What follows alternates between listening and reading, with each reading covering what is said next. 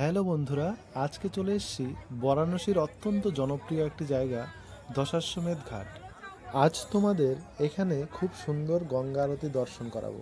এই গঙ্গা আরতি দেখতে হলে তোমাদের ভিডিওর লাস্ট পর্যন্ত থাকতে হবে।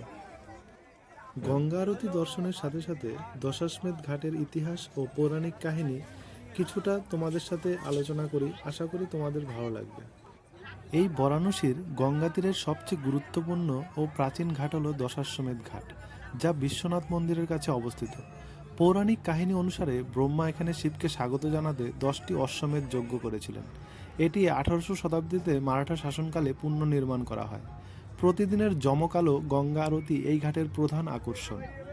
এখানে ব্রহ্মা ভগবান শিবকে স্বাগত জানানোর জন্য এই ঘাটটি নির্মাণ করেছিলেন। এখানে পর্যটক ও তীর্থযাত্রীদের জন্য একটি অন্যতম প্রধান কেন্দ্র হয়ে উঠেছে, যেখানে প্রতিদিন সন্ধ্যায় গঙ্গা আরতি অনুষ্ঠিত হয়ে থাকে।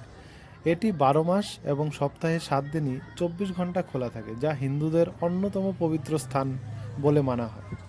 দশাশ্বমেধ ঘাটে সন্ধ্যা আরতি বারাণসীর সবচেয়ে মনোমুগ্ধকর এবং আধ্যাত্মিকভাবে সমৃদ্ধ অভিজ্ঞতাগুলির মধ্যে একটি।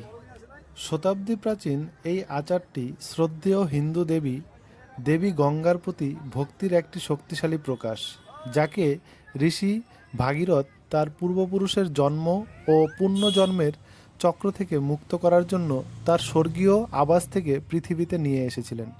দশাশ্বমেধ ঘাটে সন্ধ্যা আরতি যেভাবে করা হয় তা 1991 সালে চালু হয়েছিল এবং তখন থেকে ভক্ত এবং পর্যটক উভয়ের জন্যই এটি অবশ্যই দেখার মতো একটি অনুষ্ঠান হয়ে উঠেছে।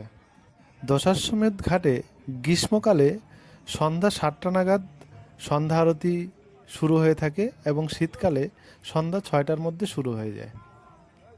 দশাশ্বমেধ ঘাটে 7জন তরুণ বিদ্বান ব্রাহ্মণ সিল্কের কুর্তা পরিহিত হয়ে আরতি করেন, যা সপ্ত ঋষিদের প্রতীক।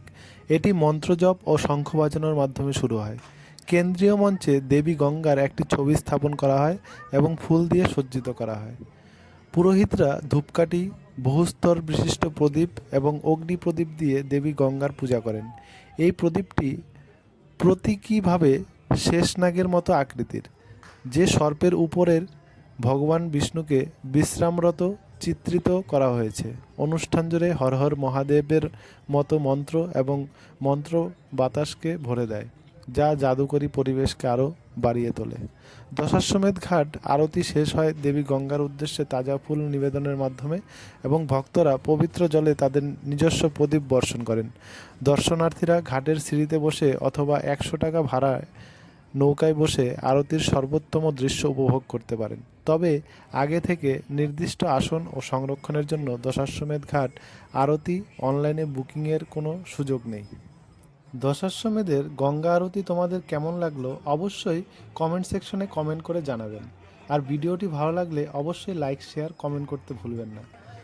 তো আবার দেখা হচ্ছে নেক্সট কোনো ব্লগে। সবাই ভালো থাকবেন।